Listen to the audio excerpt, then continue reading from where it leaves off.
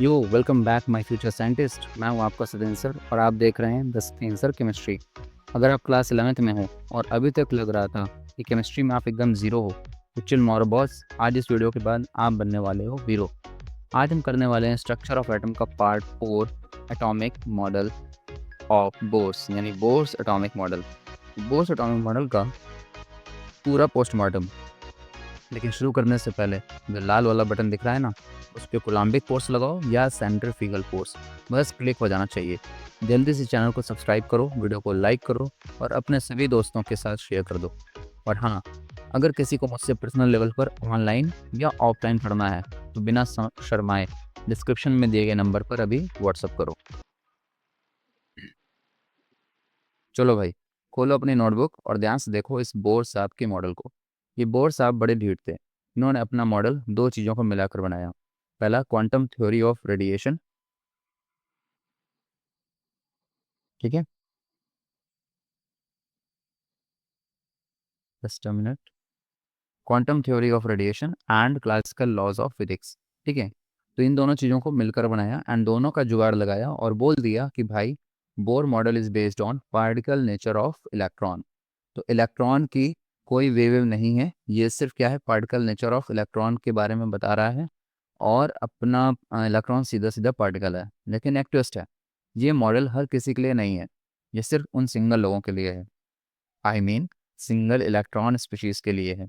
जैसे कि Bohr model is applicable only for single electron species like hydrogen, helium plus and lithium 2+। ठीक है, तो हाइड्रोजन तो सिंगल इलेक्ट्रॉन है, और हीलियम जिसका एक इलेक्ट्रॉन भाग गया, और लिथियम 2+ जिसके दो इलेक्ट्रॉन साफ हो गए। तो सिंगल लोगों का दुख बोर साहब समझते थे। अब आते हैं तीन धांसू फॉर्मूले पर जो इस पूरे चैप्टर की जान है। Number 1, coulombic force. ठीक है, coulombic force equal to K Q1 Q2/R²। ठीक है, तो ये वही अट्रैक्शन है जो आपको क्रश को देख के होता है, मतलब अट्रैक्शन फोर्सेस है। Number 2, that is centrifugal force is equal to mv² / r। ठीक है, तो ये जैसे गाड़ी जब तेज टर्न देती है तो आप बाहर की तरफ फेंकने लगते हो ना, गाड़ी से बाहर जाने लगते हो, तो ऐसा होता है सेंट्रीफ्यूगल फोर्स में। Number third is angular momentum. Angular momentum is equal to mvr। So ये ध्यान रखना, आगे सब इसी से निकलेगा, इन्हीं तीनों से। समझ आ रहा है ना? तो जल्दी से नीचे कमेंट करके बताओ यस, सब कुछ समझ में आ रहा है। चलो, अब बोर साहब की धांसू बातें, यानी उनके पॉस्टुलेट समझते हैं। ठीक है, फर्स्ट पॉस्टुलेट पर आते हैं, that is atom has a nucleus where all protons and neutrons are present. तो एटम के पास न्यूक्लियस है और उसके पास सभी प्रोटॉन और न्यूट्रॉन भी प्रेजेंट होते हैं। ठीक है, एटम के पास एक प्यारा सा घर होता है जिसे न्यूक्लियस कहते हैं, और इस छोटे से घर में कौन रहता है? सारे के सारे प्रोटॉन्स और न्यूट्रॉन्स।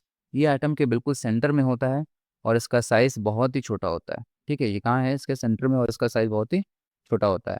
ठीक है, सेकंड पोस्टुलेट की बात करते हैं हम, तो नेगेटिव। अब आती है हमारी नेगेटिवली चार्ज इलेक्ट्रॉन रानी। ये इलेक्ट्रॉन रानी न्यूक्लियस का चक्कर बिल्कुल वैसे ही काटती है जैसे सारे प्लैनेट्स सूरज सन के चक्कर काटते हैं। ठीक है, तो इनका रास्ता एकदम गोल यानी सर्कुलर होता है। यहाँ पर एक बैलेंस होता है boss. Attraction force towards nucleus is equal to centrifugal force away from the nucleus. या देख लो line, attraction force towards nucleus, जो अट्रैक्शन फोर्स लग रहा है न्यूक्लियस की तरफ, that is equal to centrifugal force away from nucleus. ठीक है, यानी अंदर खींचने वाली फोर्स और बाहर फेंकने वाली फोर्स एकदम बराबर होगी, तभी तो इलेक्ट्रॉन ना अंदर गिरता है ना बाहर भागता है। ठीक है, अब आते हैं थर्ड पोस्टुलेट पर। तो electrons can revolve only in those orbits in which angular momentum mvr of electron is integral multiple of h/2 पाई। इस वैल्यू को बहुत ध्यान रखना है, ये सबसे इंपॉर्टेंट पोस्टुलेट है। इलेक्ट्रॉन हर किसी ऐरी गहरी सड़क पर चक्कर नहीं काट सकता, ये सिर्फ उन्हीं ऑर्बिट्स में घूमेगा जहां इसका angular momentum mvr integral multiple of h/2 पाई होगा। यानी mvr इक्वल टू nh/2 पाई। अब nh में h पाई क्या है? h/2 पाई है, where n equal to positive integer number है। n क्या है? Positive integer number. n की वैल्यू 1 2 3 4 कुछ भी हो सकती है। ठीक है, तो बोर साहब ने साफ बोला कि एंगुलर मोमेंटम की वैल्यू h/2 पाई, 2h/2 पाई, ये देख लो 2h/2 पाई, 3h/2 पाई, 4h/2 पाई और 5h/2 पाई, इस तरह की हो सकती है। बट कोई भी फ्रैक्शनल वैल्यू नहीं हो सकती, बिल्कुल भी फ्रैक्शनल वैल्यू अलाउ नहीं होगी यहाँ पे। ठीक है।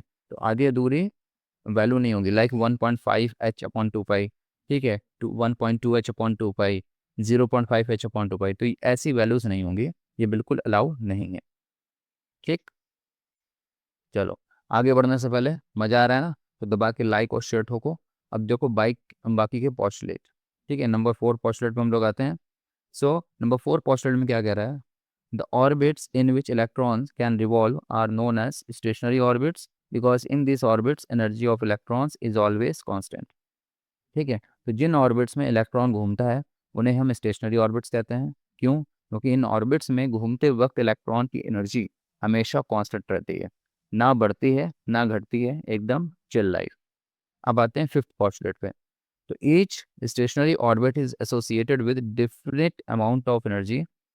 These orbits are also called as energy levels and are numbered as 1, 2, 3, 4, 5 और KLMNO from the nucleus outwards, nucleus के बाहर जाने पर। ठीक है, क्या कह रहे हैं फिफ्थ पोस्टुलेट में कि हर एक स्टेशनरी ऑर्बिट की अपनी एक फिक्स्ड एनर्जी होती है।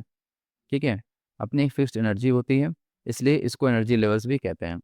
इनकी नंबरिंग हम अंदर से बाहर की तरफ करते हैं, लाइक 1, 2, 3, 4, 5, या फिर इनको बड़े प्यार से नाम दिया है KLMNO। ठीक है, KLMNO। अब आते हैं सिक्स्थ पोस्टुलेट पे। ठीक, द एमिशन और absorption of energy in the form of photon can only occur when electron jumps from one stationary state to another state. ठीक है, तो कहने का मतलब ये सिक्स्थ पोस्टुलेट में क्या कह रहे हैं कि अ, अगर इलेक्ट्रॉन को एक एनर्जी लेवल से दूसरे एनर्जी लेवल पर जाना है तो उसे एनर्जी चाहिए होगी फोटोन के रूप में। ठीक है, फॉर्मूला देख लो ध्यान से, delta E is equal to E higher minus E lower. ठीक है, and is equal to E n2 minus E n1, that is equal to energy of a quantum. किसकी एनर्जी होगी? ये क्वांटम की एनर्जी होगी। इसको हम कहते हैं बोर्स फ्रीक्वेंसी कंडीशन। क्या कहेंगे इसको हम? इसको कहेंगे बोर्स फ्रीक्वेंसी कंडीशन। ठीक है, तो रूल याद रखो, जब इलेक्ट्रॉन अंदर से बाहर इनर टू आउटर ऑर्बिट जाएगा तो एनर्जी अब्जॉर्ब करेगा। ठीक है, पैसा चाहिए बाहर घूमने के लिए। और जब बाहर से वापस अंदर आउटर टू इनर ऑर्बिट आएगा तो एनर्जी एमिट करेगा, तब उसे एनर्जी जो होगी वो एमिट करनी पड़ेगी।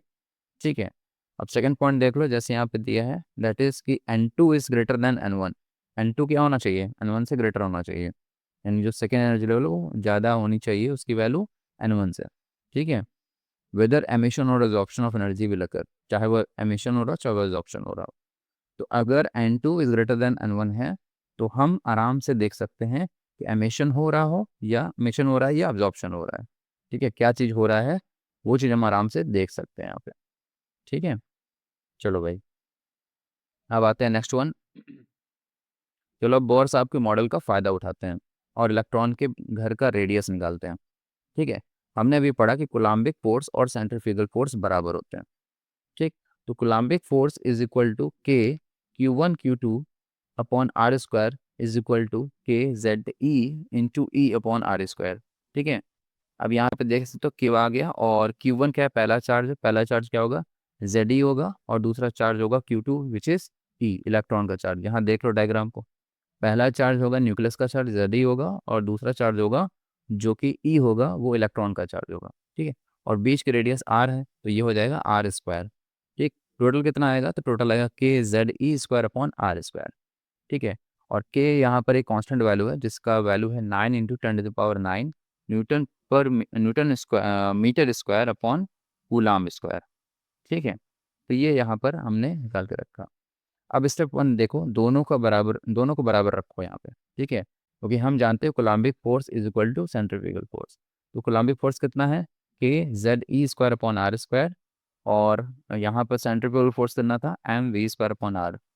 तो V² इज इक्वल टू क्या हो जाएगा? KZE²/MR।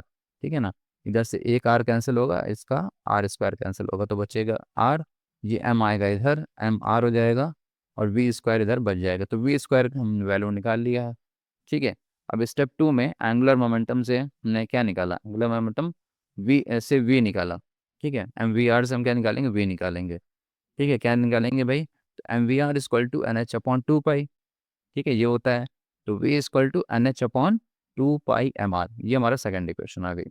ठीक, स्टेप 3, अब इसी v की वैल्यू को उठाकर इक्वेशन 1 में पटक दो। ठीक है, तो क्या हो जाएगा, तो यहाँ पे आ जाएगा NH/2πmr का होल स्क्वायर। ठीक है, क्योंकि यहाँ पे v स्क्वायर था, तो v की वैल्यू ये वाली हमने यहाँ रखी, तो बन गया NH/2πmr का whole square is equal to K Z E square upon mr। ठीक है, और यहाँ पे क्या हो सकता है, तो यहाँ पे हो जाएगा, अगर टोटल वैल्यू देखो तो n² h² अपॉन 4π² m²r²। ठीक है, is equal to K Z E square upon mr। ठीक, and r equal to n²h² upon, भाई r इधर रखा हमने ये वाला। ठीक है, इस r से ये r² कैंसिल हो रहा है। ठीक, तो r यहाँ बचेगा इस तरफ on a left hand side. ठीक है, तो r अगर इधर बचा तो बाकी सारी वैल्यू उधर जाएगी, और ये देखो 1/r है, तो 1/r अगर होगा तो r की वैल्यू रखोगे तो ऊपर वाली वैल्यू ऊपर ही रहेगी, नीचे वाली वैल्यू नीचे रहेगी, इधर क्या हो जाएगा, इधर इन्वर्स हो जाएगा। ठीक है, तो के जेड ई आ जाएगा आपका नीचे के जेड ई स्क्वायर। ठीक है, और एम भी आ जाएगा नीचे, तो यहाँ से बनेगी आपकी इक्वेशन 3। अब देखो यहाँ पर फाइनल रिजल्ट, जब हम सारे कांस्टेंट यानी कि पाई, एच, एम, के एंड ई, इन सभी कांस्टेंट को इक्वेशन 3 में रखते हैं, तो आर की वैल्यू क्या आती है, तो आर की वैल्यू आती है 0.529 into 10⁻8 into n² upon Z, क्योंकि एन और जेड की वैल्यू बदल रही है, and unit will be centimetre, क्योंकि हम निकाल रहे हैं रेडियस। ठीक है, रेडियस निकालना, रेडियस ऑफ वेरियस ऑर्बिट्स, तो R N, radius of any orbit N is equal to 0.529 into n² upon Z angstrom, ये निकल कर आएगा। ठीक है, तो यहाँ पर ये बातें निकल कर आती हैं, और ये फॉर्मूला भी सिर्फ हाइड्रोजन और हाइड्रोजन लाइक स्पीशीज के लिए ही चलेगा। ठीक है, हाइड्रोजन और हाइड्रोजन लाइक स्पीशीज के लिए चलेगा जिसमें सिर्फ सिंगल इलेक्ट्रॉन है, बाकी जगह ये फेल है। ठीक है, चलो, रेडियस निकल गया। अब चेक करते हैं इलेक्ट्रॉन किस स्पीड से दौड़ रहा है, यानी वेलोसिटी। तो रेडियस की वैल्यू जब हम इक्वेशन में डालते हैं तो वेलोसिटी का फॉर्मूला आता है। ठीक है, रेडियस की वैल्यू क्या करेंगे, हम इक्वेशन में डाल देंगे, तो coulombic force is equal to centrifugal force, तो K Z E square upon are square is equal to M we square upon R, ये हमने निकाला था। तो V square is equal to K Z E square upon M R, ये हमारा पहला equation. तो putting the value of angular momentum M V R equal to N H upon 2 pi, तो के जेड स्क्वायर यहाँ पे is equal to N H upon 2 pi into V हो जाएगा, है ना। इधर हमने वी से, वी को हम इधर ले आए, वी को एम वी आर से इधर ले आए। ठीक, और एम आर जो था वो कट गया, तो बचा के जेड स्क्वायर। ठीक है, तो वी इक्वल टू क्या आएगा, 2 पाई के जेड स्क्वायर अपॉन NH। अब हम क्या करेंगे, अब हम पुट करेंगे वैल्यू पाई, के, ई और एच की, तो हमारी जो वेलोसिटी आएगी वो आएगी 2.188 into 10⁶ into Z upon N metre पर सेकेंड, ये हो जाएगी हमारी वेलोसिटी ऑफ इलेक्ट्रॉन। ठीक है, तो यहाँ जितनी बड़ी शेल होगी, ठीक है, एक बात ध्यान रखनी है, यानी जितना बड़ा शेल, एन की वैल्यू यहाँ देख रहे हो ना, एन की वैल्यू जितना बड़ा शेल उतनी कम वेलोसिटी, क्योंकि एन की वैल्यू बढ़ेगी तो उतना वो डिवाइड हो जाएगा। ठीक है, एन की वैल्यू बढ़ेगी तो इलेक्ट्रॉन डिवाइड हो जाएगा, तो जितना बड़ा शेल होगा उतनी कम वेलोसिटी होगी, उतनी कम स्पीड होगी यहाँ पे, ये रिलेशन आपको ध्यान रखना है। ठीक है, ये वैल्यू चूंकि कांस्टेंट है तो हम यहाँ पे लिख सकते थे, यहाँ पर हम क्या लिख सकते थे, एक बात, यहाँ पर जो v है, ठीक है, वेलोसिटी है, वो इनवर्स प्रोपोर्शनल है z अपॉन n के। ठीक, तो अगर z की वैल्यू बढ़ी तो v की वैल्यू बढ़ेगी, वेलोसिटी की वैल्यू बढ़ेगी, और अगर n की वैल्यू बढ़ी, that is number of shell बढ़े, तो वेलोसिटी की वैल्यू यहाँ पर डिक्रीज हो जाएगी। ठीक है, तो ये चीज़ आपको ध्यान रखनी है। तो z तो सेम ही रहेगा, z तो बदलेगा हाइड्रोजन हीलियम लिथियम अकॉर्डिंग, और n का वैल्यू भी बढ़ेगी। ठीक है, तो यहाँ पर वेलोसिटी होगी कम हो जाएगी, इसका मतलब कि इलेक्ट्रॉन थक जाता है दूर जाते जाते, बाहर जाते जाते। ठीक है, तो इस बात को आपको ध्यान रखना है। अब बात करते हैं टाइम पीरियड की। ठीक, टाइम पीरियड टी, ये पूरा चक्कर काटने में कितना टाइम लगेगा, यही है टाइम पीरियड। ठीक, तो time taken for complete revolution of nth orbit is equal to distance upon velocity is equal to 2 pi r n upon V N. ठीक, ये वैल्यू आएगी डिस्टेंस अपॉन वेलोसिटी, तो डिस्टेंस कितनी है, 2 pi r n, 2 pi r क्या हुआ, उसके वो हुआ सरकमफेरेंस हुआ। ठीक, आर एन मतलब किस नंबर ऑफ शेल की बात हो रही, किस नंबर ऑफ शेल की रेडियस की बात हो रही है, 2πr n upon velocity, velocity उसकी वी एन है, उस पर्टिकुलर शेल की वेलोसिटी वी एन होगी। तो यहाँ पर जो निकल कर आएगा time period of N shell proportional to N cube upon Z square, N cube upon Z square. ठीक है, ये निकल कर आएगा। अब बात करते हैं इसके बाद फ्रीक्वेंसी ऑफ रिवोल्यूशन की, फ्रीक्वेंसी ऑफ रिवोल्यूशन यानी वी एन की। तो number of revolutions per unit time, कहने का मतलब क्या है कि एक सेकंड में कितने चक्कर मारेगा, पर सेकंड टाइम है ना, पर यूनिट टाइम। तो एक सेकंड में कितने चक्कर मारेगा। पहले हमने टाइम पीरियड की बात की थी कि एक चक्कर मारने में कितना टाइम लगेगा। अब बात कर रहे हैं कि एक सेकंड में कितने चक्कर मार सकता है इलेक्ट्रॉन। ठीक, तो फ्रीक्वेंसी तो टाइम पीरियड का उल्टा होता है बॉस, ध्यान रखना, फ्रीक्वेंसी जो वो टाइम पीरियड का उल्टा है। यानी कि वहाँ पे हमने टाइम पीरियड में क्या निकालता है, डिस्टेंस अपॉन वेलोसिटी, यहाँ देखो तो वेलोसिटी अपॉन डिस्टेंस है, तो बस वी एन अपॉन 2πr। तो यहाँ वेलोसिटी होगी proportional to Z square upon N cube. ठीक है, ये फ्रीक्वेंसी ऑफ रेवोल्यूशन है, ध्यान रखना, वेलोसिटी नहीं है, ये फ्रीक्वेंसी है। ठीक है, जो वी एन है that is proportional to Z square upon N cube, इसके बराबर आएगी वो। ठीक है, तो ये दोनों रिलेशन डायरेक्ट एग्जाम में पूछे जाते हैं, तो इसको ध्यान से नोट कर लो। ठीक है, ये बहुत ज़्यादा इंपॉर्टेंट आपके इक्वेशंस बन जाते हैं। अब आते हैं उन सवालों पर जो पेपर में आपकी जान लेते हैं, पर मेरे होते हुए बिल्कुल नहीं। ठीक है, तो सबसे पहले हम क्वेश्चन नंबर 1 देखते हैं। ठीक है, क्वेश्चन नंबर 1 यहाँ पर तो बात करते हैं, calculate the radius of first second third fourth Bohr's orbit of hydrogen. ठीक है, पहली दूसरी तीसरी चौथी तीनों जो बोर की ऑर्बिट है उनकी रेडियस कैलकुलेट करना है। तो इस तरह से बहुत अच्छा क्वेश्चन बन रहा है कि आपको रेडियस निकालना है तो क्या होगा। तो रेडियस ऑफ बोर ऑर्बिट, इसका फॉर्मूला हमने निकाला था, R equal to 0.529 into N square upon Z angstrom. ठीक है, तो फर्स्ट ऑर्बिट की बात करते हैं, तो फर्स्ट ऑर्बिट जो है इसके लिए अगर हम रखेंगे तो R equal to 0.529 into one, N की वैल्यू क्या हो जाएगी, एन इक्वल टू 1 हो जाएगा। हाँ देख लो, एन इक्वल टू 1 2 3 4 रखेंगे।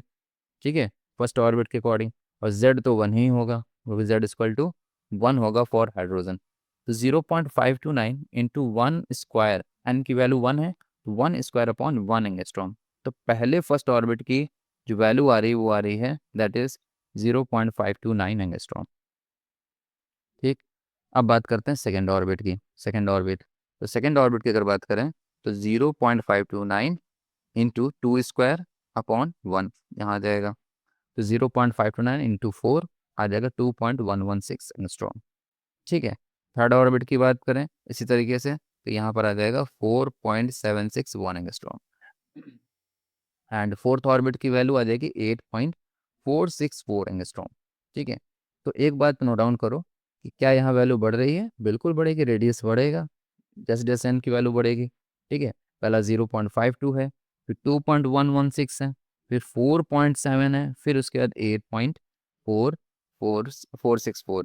तो हर बार वैल्यू क्या हो रही है, इंक्रीज हो रही है, यानी रेडियस बढ़ेगी as the n value increases. ठीक है, अब आते हैं क्वेश्चन नंबर 2 पे। क्वेश्चन नंबर 2 पे, calculate the radius ratio of third and fifth orbit of that is helium plus. ठीक है, तो third and fifth orbit of helium plus के लिए आपको क्या करना है, रेडियस रेशियो निकालना है कि कितना रेडियस का रेशियो आएगा। तो रेडियस रेशियो क्या आएगा, ठीक है, ये आपको निकालना है। चलो, तो सबसे पहले हम क्या करते हैं, r equal to 0.529 into N square upon Z angstrom, ये हमारे पास फॉर्मूला होता है। And atomic number of helium, helium की बात कर रहे हैं यहाँ पे, तो एटॉमिक नंबर यानी जेड की वैल्यू कितनी होगी इसके लिए, तो वो हो जाएगी 2। ठीक, अब R3 यानी कि थर्ड ऑर्बिट की बात हो रही ना, तो R3 निकालेंगे, 0.529 इंटू 3 स्क्वायर अपॉन 2 हो जाएगा, 3 स्क्वायर थर्ड शेल और अपॉन 2 दैट इज जेड की वैल्यू इक्वल टू 0.529 इंटू 9/2, यहाँ पे आएगा 9/2 आएगा। एंड इसी तरीके से हम R5 निकालें, यानी फिफ्थ ऑर्बिट की रेडियस निकालें, तो 0.529 इंटू 5 स्क्वायर अपॉन 2 आ जाएगा ये 0.529 इंटू 25/2। ठीक है, चलो अब इनका रेशियो निकालते हैं। तो R3/R5, R3 को R5 से डिवाइड दिया, यहाँ पे दोनों की हमने वैल्यू रखी, तो ये वैल्यू तो कट गई, 0.529 0.529 इंटू 9/2 अपॉन 25/2। ठीक है, तो 9/2 अपॉन 25/2 मतलब 9:25 का रेशियो आएगा। ये एक सिंप्लीफाइड रेशियो यहाँ पर आ जाएगा। कितना सिंपल सा था ये। सिर्फ आपको क्या पता होना चाहिए, सिर्फ और सिर्फ आपको पता होना चाहिए रेडियस का फॉर्मूला। अब बच्चे यही रेडियस का फॉर्मूला नहीं याद करते। जब नहीं याद करते हैं तो क्या होता है, इतना सिंपल सा क्वेश्चन भी उनसे नहीं हो पाता। ठीक है, चलो भाई क्वेश्चन नंबर 3 पे चलते हैं। बहुत ही सिंपल है ये भी, वही सेम तरह क्वेश्चन है। Radius ratio of second orbit, sorry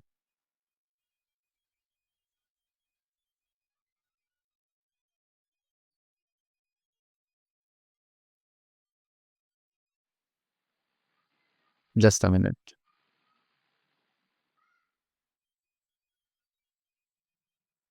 ठीक है, हाँ तो हम बात कर रहे थे क्वेश्चन नंबर 3 की।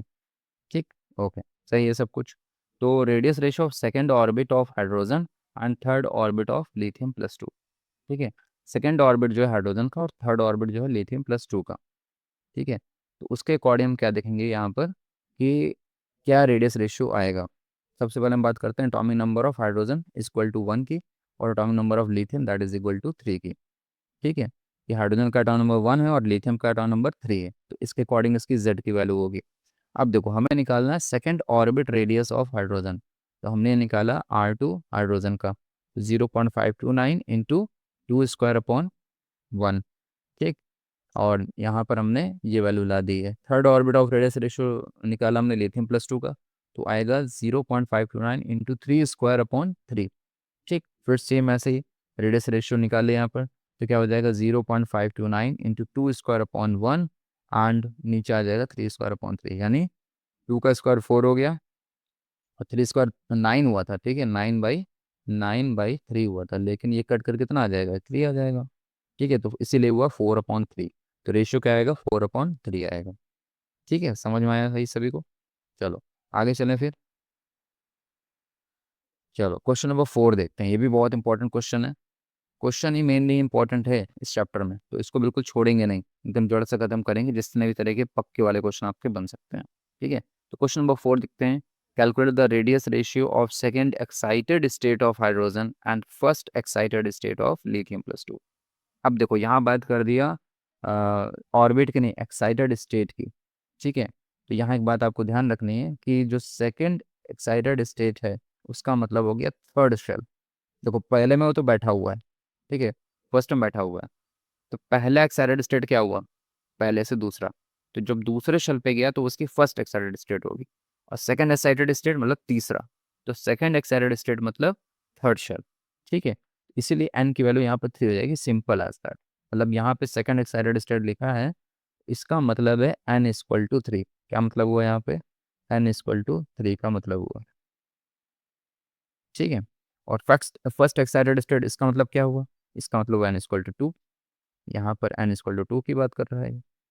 ठीक है, क्या ये बात क्लियर है सभी को। तो सिंपल सी बात है, यहाँ पे देखते हैं कि second excited state means electron is present in third shell of hydrogen. ठीक, and first excited state means electron is present in second shell of lithium. ठीक है, बस यहाँ पे R3 और R2 की वैल्यू निकाला, यहाँ पे 9 आ जाएगा, यहाँ पे 4/3 होगा। इन दोनों का रेडियस रेशियो निकाला, तो 9/4/3, और यहाँ तक 27/4। ये एक सिंपल रेशियो यहाँ पर निकल कर आ जाएगा। ठीक है, चलो भाई आगे चलते हैं क्वेश्चन नंबर 5 पे। यहाँ क्या कह रहा है समझते हैं। कह रहा है calculate velocity of an electron present in the third orbit of hydrogen atom.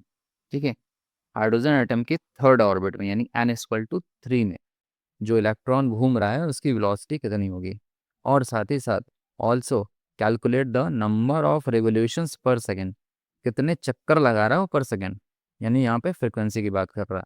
ठीक है, रिवोल्यूशंस पर सेकंड की बात कर रहा है, तो ये इलेक्ट्रॉन उस न्यूक्लियस के चारों तरफ कितने चक्कर लगा रहा है ये भी बताना है। ठीक है, तो हम बात करते हैं velocity of electron in third orbit. तो थर्ड ऑर्बिट में अगर हुआ तो वेलोसिटी का फॉर्मूला क्या है, Vn = 2.188 into 10⁻6 into Z/n meter पर सेकेंड।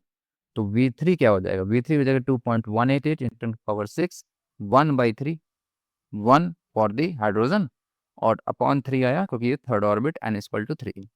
तो यहाँ वैल्यू आ जाएगी 7.29 इंटू 10⁵ मीटर पर सेकेंड।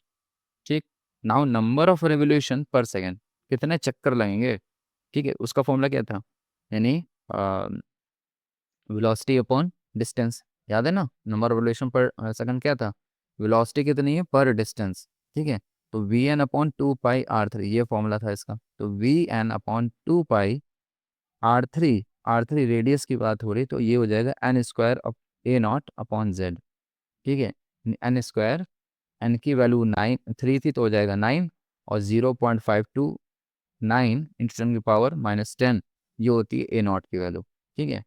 तो यहाँ पर ये सारी वैल्यूज हमने रख दी, वेलोसिटी की वैल्यू रख दी, टू की वैल्यू, पाई की वैल्यू, सारी वैल्यू रख दी, तो हमारा आ गया 2.44 10 की पावर 14 RPS, यानी रेवोल्यूशन पर सेकेंड, ठीक है। तो ये हमारा फिफ्थ क्वेश्चन था। आई होप सो समझ में आया है सभी को। चलते हैं क्वेश्चन नंबर 6 पे, ठीक है। How much time an electron, एक इलेक्ट्रॉन को कितना समय लगेगा for one complete revolution in second orbit of helium plus. अगर हीलियम प्लस हमारा दैट इज एटम है, आयन है, आयन, तो इस हीलियम प्लस आयन में एक कंप्लीट रिवोल्यूशन करने में कितना टाइम लगेगा। तो टाइम टेकन क्या होता है, that is distance upon velocity, बहुत ही सिंपल सा फॉर्मूला है। डिस्टेंस हमारा 2 पाई आर है, वेलोसिटी वी है, तो 2 × 3.14 इंटू आर कितना हो जाएगा 0.529, रेडियस की वैल्यू है 0.529 into that is Z upon n, Z upon n, तो जेड कितना है हीलियम के लिए 4 होगा, ठीक है।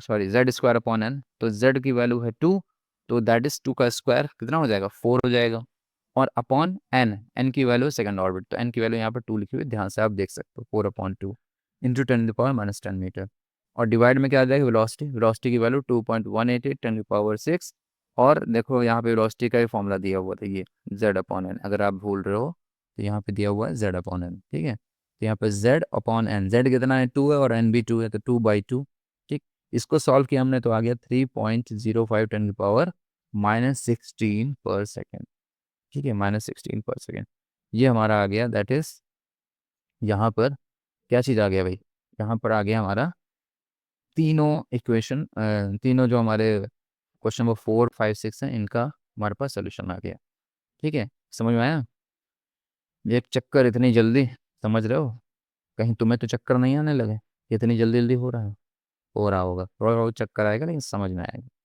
ठीक है। चलो भाई, चलते हैं अब नेक्स्ट स्लाइड की बात करते हैं यहाँ पर। तो अब बात करते हैं सबसे बड़े मुद्दे की, दैट इज एनर्जी। इलेक्ट्रॉन के पास दो तरह की एनर्जी होती है, पहली काइनेटिक एनर्जी और दूसरी पोटेंशियल एनर्जी। काइनेटिक एनर्जी को हम के ई लिखेंगे, पोटेंशियल एनर्जी को पी ई लिखेंगे। तो total energy E is equal to K E plus P E, ये देख रहे हो यहाँ पे के ई प्लस पी ई, ठीक। अब ई की वैल्यू, काइनेटिक एनर्जी की वैल्यू क्या होगी, half M we square, plus potential energy की value K Q1 Q2 upon are square, ठीक है। तो काइनेटिक एनर्जी की वैल्यू आएगी हाफ एम वी स्क्वायर, और यहाँ पर हम अगर यहाँ पे वैल्यू रखते हैं तो K Z E square upon 2 r के बराबर होगी, ठीक है, K Z E upon square upon r के 2 आर के बराबर होगी। और पोटेंशियल एनर्जी की value minus K Z E square upon r के बराबर होगी, ठीक है। तो दोनों को जोड़ दो, दोनों को जोड़ दो, यहाँ पे क्या आएगा half M we square plus K Z E into minus E upon R, ठीक है। तो half M we square minus K Z E square upon R, क्योंकि जेड इक्वल टू 1 है फॉर हाइड्रोजन, ठीक है। क्या आया total, E equal to K Z E square upon 2 R minus K Z square upon R is equal to minus K Z E square upon 2 are, ये value यहाँ पर total निकल कर आएगी, ठीक है। तो अगर हम इस वैल्यू को क्या करें, अब इसमें रेडियस आर की जो वैल्यू है उसकी वैल्यू पुट करने के बाद और सारे कांस्टेंट को सॉल्व करने के बाद, ठीक है, दो सुपरहिट फॉर्मूले हमको मिलते हैं। पहला जूल में मिलेगा, ठीक है, और दूसरा इलेक्ट्रॉन वोल्ट में।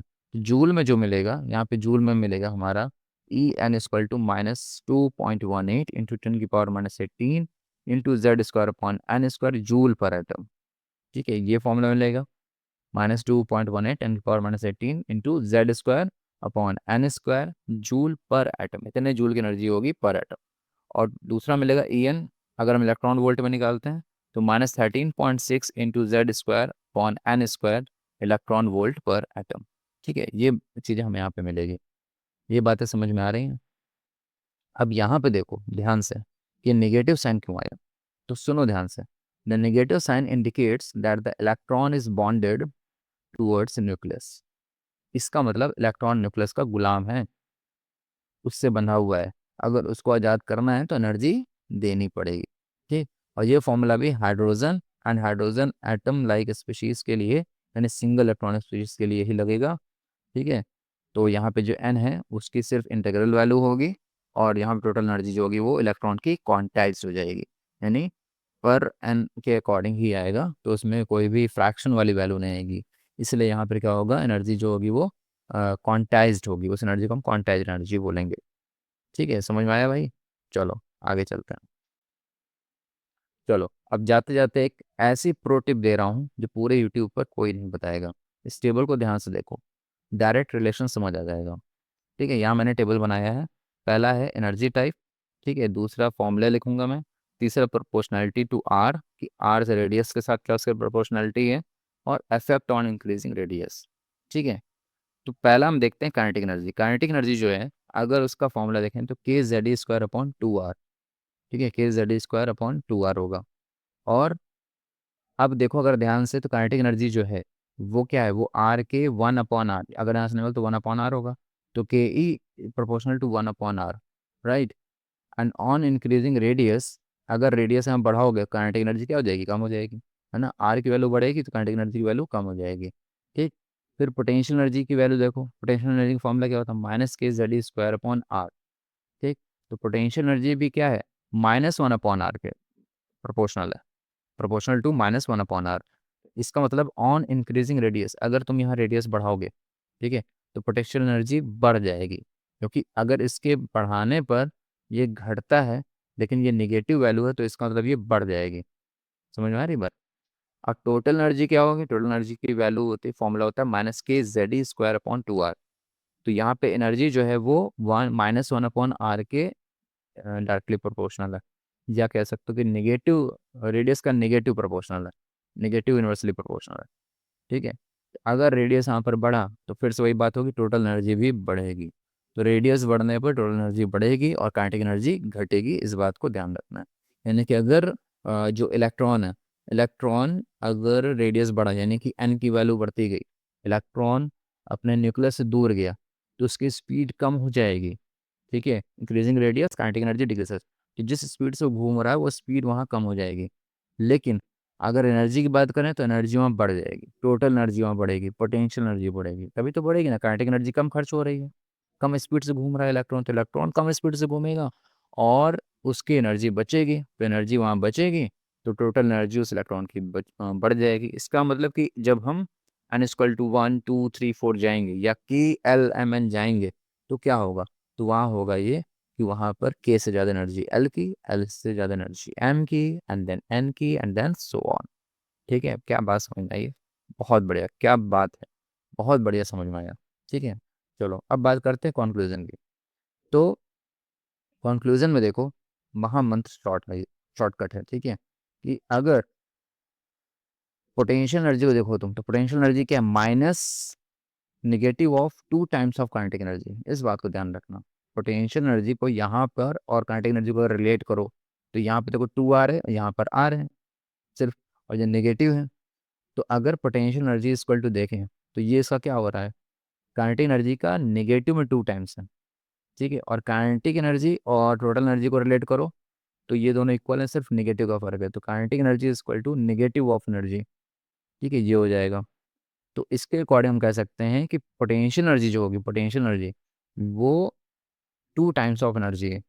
पोटेंशियल एनर्जी क्या है, टू टाइम्स ऑफ एनर्जी होगी, यहाँ पे तो नेगेटिव नेगेटिव कट जा रहा है, तो पोटेंशियल एनर्जी क्या होगी, टू टाइम्स ऑफ एनर्जी होगी। ठीक है, और अगर दो अलग अलग एनर्जी लेवल्स के बीच का डिफरेंस निकालना हो, तो यही फॉर्मूला आपको चिपका देना है। ठीक है, तो यहाँ पे बस इतना गेम्स ओवर होता है। एनर्जी डिफरेंस का फॉर्मूला क्या होगा, देख लो ध्यान से, E n two minus E n one. ठीक है, अगर दो एनर्जी लेवल के बीच का डिफरेंस निकालना है, that is equal to minus 13.6 into Z square, bracket में one upon N two square minus one upon N one square. इस फॉर्मूले को बिल्कुल रट लो, बिल्कुल ध्यान से लिख लो कहीं पर, ये बहुत ही इंपॉर्टेंट फॉर्मूला है। इस फॉर्मूले से बहुत सारे क्वेश्चंस बनते हैं। ठीक है, चलो भाई, चलो भाइयों, अब हम बनाएंगे हाइड्रोजन का अपना पर्सनल एनर्जी लेवल। ठीक है, तो energy level for hydrogen can be represented as follows, इस तरह से कुछ हमारा बनेगा। और ये एनर्जी लेवल डायग्राम है, ये समझ डाला तो लाइफ आपकी एकदम जंगल आला।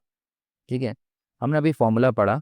फॉर्मूला क्या था कि E n equal to -13.6 times fraction of Z square upon N square. ठीक है, अब that is electron volt per atom. क्योंकि हम हाइड्रोजन की बात कर रहे हैं तो हमारा जो जेड होगा वो 1 हो गया फिक्स्ड। जेड तो 1 हो गया फिक्स्ड, राइट। अब ध्यान से देखो, जब हम अलग अलग शेल यानी एन की वैल्यू डालते हैं तो क्या होता है। तो जब एन की वैल्यू होती है 1, जब एन की वैल्यू 1 होती है, ठीक है, तो एनर्जी 1 जो होगी वो कितनी हो जाएगी, -13.6 इलेक्ट्रॉन वोल्ट। ठीक है, इसका मतलब कि ये इलेक्ट्रॉन का सबसे सस्ता और सबसे मजबूत घर है। यहाँ पे बहुत क्या हो गया, बहुत हाई, बहुत ज़्यादा क्या हो गया, इसकी एनर्जी लेवल बहुत कम है। -13.6 है ना, बहुत कम है। लेकिन एनर्जी डिफरेंस देखो अगर, तो एनर्जी डिफरेंस हम निकालते हैं बाद में, पहले हम देख लेते हैं एन इक्वल टू और एल शेल की एनर्जी। तो एल शेल की एनर्जी ई टू आती है -3.4 इलेक्ट्रॉन वोल्ट। अब ई टू माइनस ई वन को, यानी इस वैल्यू को ई टू से ई वन माइनस करो तो कितना आ रहा है, 10.2 इलेक्ट्रॉन वोल्ट का डिफरेंस आ रहा है। ठीक है, हर एनर्जी लेवल का डिफरेंस भी अलग अलग होगा। और जैसे जैसे ई वन एन वन से एन टू थ्री फोर बढ़ोगे तो क्या होगी, एनर्जी धीरे धीरे बढ़ती जाएगी। ठीक है, तो इस तरह से एन स्क्वायर टू आते हैं अगर हम, तो इसका मतलब ये क्या है, ये फर्स्ट एक्साइटेड स्टेट है। N square to three second excited state, n square to four third excited state, और सो ऑन, ऐसे चलता जाएगा। तो आप देख रहे हो कि जो एनर्जी है वो ई वन से लेकर ई सिक्स तक बढ़ रही है। ठीक है, और जो एनर्जी डिफरेंस है वो कम हो रहा है, वो कम हो रहा है। ठीक है, इसलिए देखो क्या लिखा हुआ है कि E two minus E one is greater than E three minus E two. ठीक है, 10.2 से कम है 1.89, 0.66, 0.31। तो ये एनर्जी लेवल का डिफरेंस घट रहा है। ठीक है, एनर्जी लेवल का डिफरेंस यहाँ पर कम होता जाएगा और एनर्जी यहाँ पर बढ़ती जाएगी। कि यहाँ इलेक्ट्रॉन आज़ाद हो जाएगा। अगर एन की वैल्यू हम इन्फिनिटी रख दें तो क्या हो जाएगा, इलेक्ट्रॉन आज़ाद हो जाएगा, क्योंकि वहाँ पे अगर आपने एन की वैल्यू इन्फिनिटी रखी, ठीक, तो एनर्जी क्या हो जाएगी, ज़ीरो हो जाएगी। एनर्जी वहाँ पर ज़ीरो हो जाएगी, आप फॉर्मूले में रख के देख लो। ठीक है, तो सत्येंद्र सर की प्रोटिप है, याद रखना, जैसे जैसे हम अंदर से बाहर जा रहे हैं एन बढ़ रहा है, एनर्जी की वैल्यू बढ़ रही है, क्योंकि -3.4 बड़ा होता है। ठीक है, -3.4 बड़ा होता है 13.6 से। और मैथ्स थोड़ी आती है ना बाबू, तो दो लेवल्स के बीच का गैप कम होता जा रहा है। इसको दिमाग में फिट कर लो, एग्जाम में सीधा पूछा जाता है। ठीक है, और मैं इस पे कुछ नहीं कहना चाहता। चलो भाई, अब आते हैं इंपॉर्टेंट डेफिनेशंस पे। तो बेटा अब चार ऐसे डेफिनेशन समझाऊंगा जो देखने में धांसू लगती हैं पर हैं एकदम हलवा। एग्जामिनर तुम्हें इनमें फंसाने की कोशिश करेगा, पर तुम बोलो सत्येंद्र सर के स्टूडेंट हैं, आराम से पास करेंगे। ठीक है, तो सबसे पहले बात करते हैं ग्राउंड स्टेट, ठीक, एक्साइटेड स्टेट, इन सब की बात करेंगे। तो यहाँ पर हम देखते हैं पहला आयोनाइजेशन एनर्जी। ठीक है, आयोनाइजेशन एनर्जी, तो आयोनाइजेशन एनर्जी जो क्या होती है, minimum amount of energy required to eject an electron from the ground state of an isolated atom is called as ionization energy। तो आयनाइजेशन एनर्जी जो है वो यहाँ पे बात हो रही है कि इलेक्ट्रॉन का सबसे पहला और सबसे लोएस्ट एनर्जी वाला शेल जो होगा, जहाँ से इलेक्ट्रॉन को निकालना है, ठीक है, उसको इलेक्ट्रॉन को निकालने के लिए जितनी मिनिमम अमाउंट ऑफ एनर्जी चाहिए वो कहलाएगी आपकी आयनाइजेशन एनर्जी। ठीक है, यहाँ इलेक्ट्रॉन बिना किसी टेंशन के सबसे पहले आराम से रहता है और उसको निकालने के लिए अमाउंट ऑफ एनर्जी क्या चाहिए, बहुत हाई चाहिए। ठीक है, दूसरा हम बात करेंगे सेपरेशन एनर्जी की। सेपरेशन एनर्जी में क्या हो रहा है, minimum energy required to escape out electron from its excited state is called separation energy. अब इलेक्ट्रॉन पहुंच चुका था एक्साइटेड स्टेट में कूद करके, ठीक है, अब वहां से अगर मिनिमम एनर्जी जितनी लग रही है उस इलेक्ट्रॉन को बाहर निकालने में, वो कहलाएगी सेपरेशन एनर्जी। ठीक, देखो भाई ध्यान रखना, ग्राउंड स्टेट में इलेक्ट्रॉन है, वहां से निकाल रहे हो तो आयनाइजेशन एनर्जी, और अगर एक्साइटेड स्टेट में पहुंच चुका है फिर वहां से इलेक्ट्रॉन निकालोगे तो कहलाएगा सेपरेशन एनर्जी। ठीक है, देन आएगी एक्साइटेशन एनर्जी। तो एक्साइटेशन एनर्जी क्या है, amount of energy required to shift an electron from ground state to any excited state is called as excitation energy.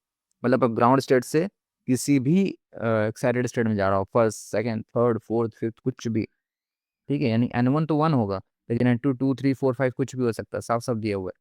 तो अगर एक्साइटेड स्टेट में जा रहा है सिर्फ, तो उसको रिक्वायर्ड, उसके लिए भी एनर्जी चाहिए। ठीक है, तो उसके लिए जितनी एनर्जी चाहिए वो सभी एनर्जी की अलग कहलाएगी, एक्साइटेशन एनर्जी कहलाएगी। अब यहाँ पे हमने तीन तरह की एनर्जी की बात की, ionisation energy, separation energy and excitation energy. और ये सारी एनर्जीज जो होती हैं, ये सारी एनर्जी जो होती हैं वो कैसी होती हैं, वो पॉजिटिव होती हैं, इस बात को ध्यान रखेंगे आप। ये सारी एनर्जी कैसी है, पॉजिटिव एनर्जी है। ठीक है, चलो भाई, अब आते हैं क्वेश्चन पे। फिर से आगे हमारे पास इस इक्वेशन से मिलने वाले क्वेश्चन क्वेश्चन करेंगे। ठीक है, तो question number 1, if the total energy of an electron is minus 1.51 electron volt, just a minute, ये लेता हूँ पेन। ठीक है, तो अगर टोटल एनर्जी आपकी इलेक्ट्रॉन की -1.51 इलेक्ट्रॉन वोल्ट, ठीक, इन हाइड्रोजन एटम, तो find out kinetic energy, potential energy, orbits का radius, velocity of the electron in that orbit. ये सारी बातें हमें निकालनी है। टोटल एनर्जी दी हुई है, काइनेटिक एनर्जी निकालना है, पोटेंशियल एनर्जी निकालना है, ऑर्बिट का रेडियस निकालना है, और इलेक्ट्रॉन की वेलोसिटी निकालना है। ठीक है, तो बहुत सिंपल सा है, हमारे पास फॉर्मूले हैं, मैंने सब आपको बताया हुआ है। ठीक है, तो पहला है, निकालते हैं हम काइनेटिक एनर्जी। तो kinetic energy equal to minus ही, हमको पता है। ठीक है, तो यहाँ पे जितनी एनर्जी थी -1.51 इलेक्ट्रॉन वोल्ट, उसका माइनस कर देंगे तो कितना आ गया, 1.51 इलेक्ट्रॉन वोल्ट, ये निकल कर आ गई काइनेटिक एनर्जी। अब हमें पता है पोटेंशियल एनर्जी निकालने के लिए 2 टाइम्स ऑफ एनर्जी होता है, ये फॉर्मूला हमारे पास। तो क्या हो जाएगा, -2 × 1.51 वोल्ट, कितना आ गया, -3.02 इलेक्ट्रॉन वोल्ट, ये आ गया।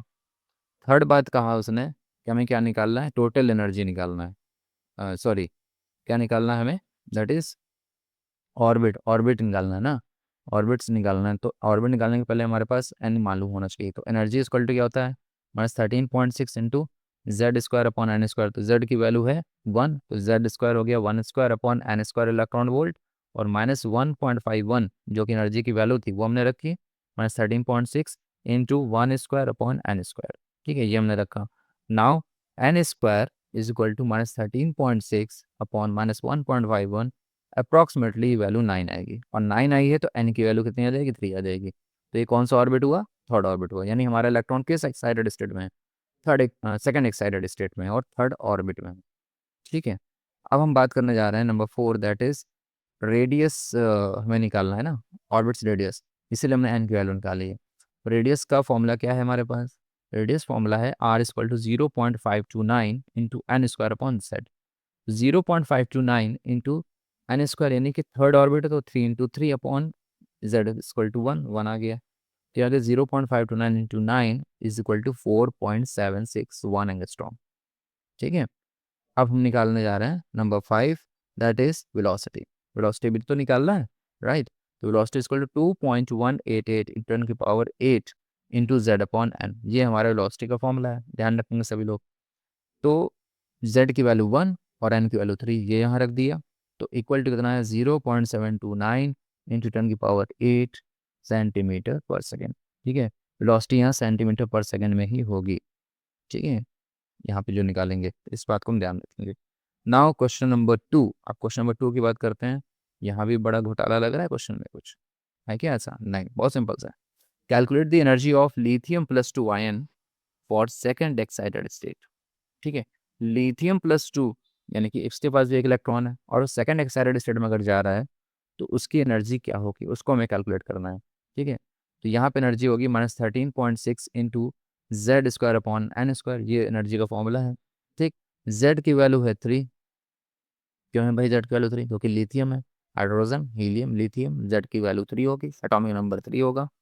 और सेकंड एक्साइटेड स्टेट है, सेकंड एक्साइटेड स्टेट का मतलब यहाँ पे एन की वैल्यू 3 होगी, है ना, एन की वैल्यू 3 होगी, ध्यान रखेंगे। तो यहाँ पे बस एनर्जी के फॉर्मूले में हमने रख दिया, -13.6 इंटू 3² अपॉन 3² कट गया, तो बचा कितना, -13.6। ठीक है, दोनों कट जाएंगे, -13.6 इलेक्ट्रॉन वोल्ट पर एटम। ठीक है, ये सारी बातें आप सबको समझ में आई हैं। चलो भाई, अब आते हैं क्वेश्चन नंबर 3 पर। ठीक है, बहुत सिंपल सा ये भी है, calculate the ratio of energy. फिर से उसी तरह क्वेश्चन सिंपल सा, ratio of energy of helium plus of, sorry, for first and second excited state. तो फर्स्ट और सेकेंड एक्साइटेड स्टेट के लिए हीलियम प्लस के एनर्जी का रेशियो निकालना है। ठीक है, छोटा सा क्वेश्चन, छोटा सा सोल्यूशन, बट सुनने में कॉम्प्लिकेटेड लगता है ऐसा कुछ भी नहीं। तो देखो सोल्यूशन निकालना है तो हमने क्या रखना है, energy of helium plus first excited state और energy of helium plus second excited state, यही दोनों तो पूछा है, राइट। तो फिर इनकी एनर्जी हमें रखनी है। तो energy of helium plus second first excited state का मतलब सेकंड शेल की बात हो रही है, और सेकंड एक्साइटेड स्टेट का मतलब थर्ड शेल की बात हो रही है।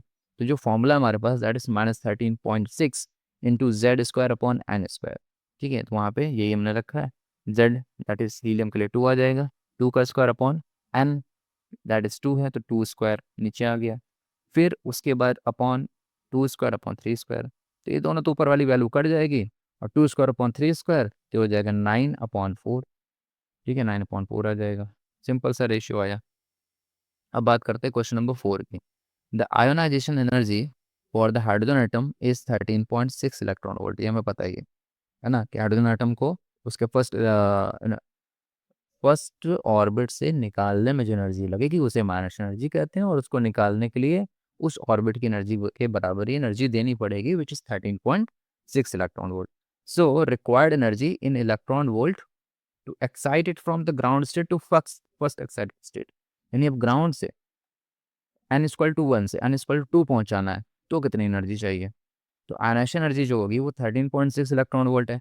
इसका मतलब कि यहाँ पे एनर्जी इन ग्राउंड स्टेट में कितनी होगी, -13.6 इलेक्ट्रॉन वोल्ट होगी, ऑब्वियस सी बात है। तो energy of first excited state that is second orbit, मैंने पहले बताया सेकंड ऑर्बिट है, ये कितनी होती है, -3.4 इलेक्ट्रॉन वोल्ट होती है। तो कितने एक्साइटेड स्टेट एनर्जी चाहिए, दोनों के बीच का डिफरेंस निकाल लो। तो E2 - E1 ये वैल्यू हमने पहले ही पढ़ी है, तो आ जाएगी 10.2 इलेक्ट्रॉन वोल्ट, ठीक है। 10.2 इलेक्ट्रॉन वोल्ट हमारे पास ये एनर्जी आ जाएगी, ठीक है। चलो देखो भाई, दुनिया में कोई परफेक्ट नहीं होता, इस बात को ध्यान रखना है आपको। और बोर साहब भी परफेक्ट नहीं थे, इतना धांसू मॉडल देने के बाद भी उनसे कुछ गलतियां हो गई। चलो देखते हैं उनके लिमिटेशंस। सबसे पहली बात, सिर्फ सिंगल लोगों के लिए, यानी ये मॉडल सिर्फ सिंगल इलेक्ट्रॉन स्पीशीज जैसे हाइड्रोजन हीलियम प्लस लिथियम 2+ पर लगता है। इस देखकर बहुत सारे इलेक्ट्रॉन्स वाले एटम्स यानी मल्टी इलेक्ट्रॉन एटम्स गुस्से में आ गए और बोले हमारा क्या कसूर है भाई। तो बोर साहब के पास मल्टी इलेक्ट्रॉन एटम्स के लिए कोई जवाब नहीं था। दूसरे फिर आ गए मार्केट में दो नए साइंटिस्ट, जीमैन और स्टार्क। उन्होंने वो अपना अपना इफेक्ट दे दिया, जीमैन इफेक्ट और स्टार इफेक्ट, ठीक है। जब स्पेक्ट्रम को मैग्नेटिक फील्ड में रखा तो लाइंस जो थी वो स्प्लिट हो गई, जीमैन इफेक्ट आया। और जब इलेक्ट्रिक फील्ड में रखा तब भी स्प्लिट हो गए, तो स्टार्क इफेक्ट आया। तो बोर साहब से पूछा गया ऐसा क्यों हुआ, तो उन्होंने हाथ खड़ा कर दिया, भैया मुझे नहीं मालूम, ठीक है। तीसरा जो लिमिटेशन था दैट इज वेव नेचर को भूल गए वो। उन्होंने इलेक्ट्रॉन को सिर्फ एक पार्टिकल माना। डी ब्रोगली वेव्स नेचर और हाइजेनबर्ग अनसर्टेनिटी प्रिंसिपल के आने के बाद पता चला कि बोर साहब का सर्कुलर पाथ वाला कॉन्सेप्ट ही थोड़ा हिला हुआ है। चलो कोई नहीं, जितना बताया उतने से हमारा एग्जाम तो क्लियर हो ही जाएगा, है ना। तो ये बातें हमें ध्यान रखनी है, ठीक। चलो भाई आते हैं हमारे नेक्स्ट। तो यहाँ पर हम बात कर रहे हैं कि हमारा चैप्टर तो हो गया खत्म। तो मेरे दोस्तों, मेरे फ्यूचर IITians और डॉक्टर्स, आज हमने बोर्स एटॉमिक मॉडल का आखिरी हिस्सा भी एकदम धांसू तरीके से ख़त्म कर दिया है। अब दिमाग में कोई डाउट बचा है क्या? अगर बचा है तो नीचे कमेंट बॉक्स आपका ही लिख डालो। अगर आज की वीडियो देखकर मज़ा आया हो और केमिस्ट्री से प्यार हो गया हो तो इस वीडियो को अपने हर एक दोस्त, सहेली और व्हाट्सएप स्टडी ग्रुप्स में शेयर कर दो। चैनल को सब्सक्राइब करना मत भूलना, क्योंकि अगला पार्ट इससे भी ज़्यादा धांसू होने वाला है।